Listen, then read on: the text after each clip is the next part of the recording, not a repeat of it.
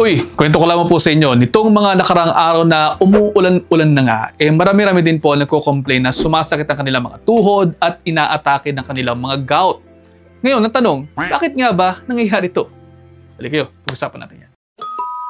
Tag-ulan na naman, masarap yung ramen, masarap yung bulalo, masarap yung tsaa, masarap yung tsokolating mainit. Pero kung mataas ang uric acid mo, kinakailangan alerto ka sa mga panahon ngayon. Bakit? Because your cold weather, plus your dehydration, plus kung madalas kang kumain ng purine-rich foods na comfort food, naku, yan po yung recipe for gouty flare. Ang gout po ay inflammation o pamamaga dahil sa crystal build-up sa ating mga joints, usually sa mga paa. Masakit, mainit, maga. 3 M's yan. Masakit, mainit, maga. Kapag ka malamig ang panahon, pwede rin po mas kumukonti ang inyong water intake.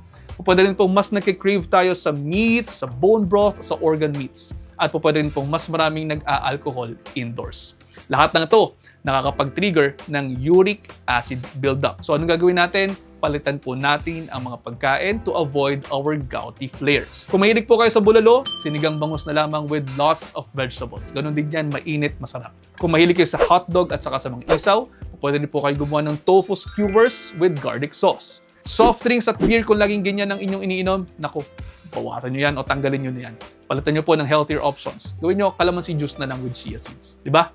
Mas healthy. O hindi ganun kalasa pero pwede na rin. Also, increase po ninyo ang mga green leafy vegetables. Pwede rin po ang buko juice. Pwede rin po ang tubig. At least 2.5 liters daily. Pero, kung meron po kayong CKD at kayo po ay medyo kinakailangan ng dialysis, hindi po pwede yung basta-basta ganito. Consult with your doctor kung gaano karami ang pwede po ninyong inumin sa araw-araw. At tandaan din po, gout is preventable. Pero kung paulit-ulit ang atake, baka kinakailangan mo na rin magpa-check up ng kidney mo at i-review ang iyong medications. Also, tingnan nyo din po again yung mga nakakapagpa-atake ng gout sa inyo.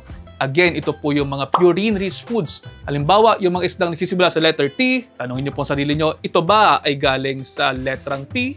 Ito ba ay nagsisimula sa letrang T? Kung ang sagot dyan ay yes, more likely, pwede pong mataas ang purine yan at pwede rin po itong makapagpataas ng inyong gouty flare. At kung alam mong tumataas na ang uric acid level mo, huwag mo nang antayin ang susunod na episode mo ng Kirot sa Hinlalaki Mo. Nako, act now.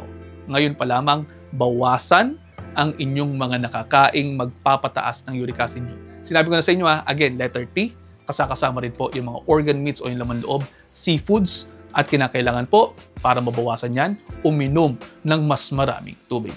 At yun na nga, sana po may natutunan kayo sa video na to. Kung meron man, makikilike at share na rin po sa inyong mga kaibigan. Baka sakaling mas marami pa tayong matulungan. See you on the next episode. Ingat!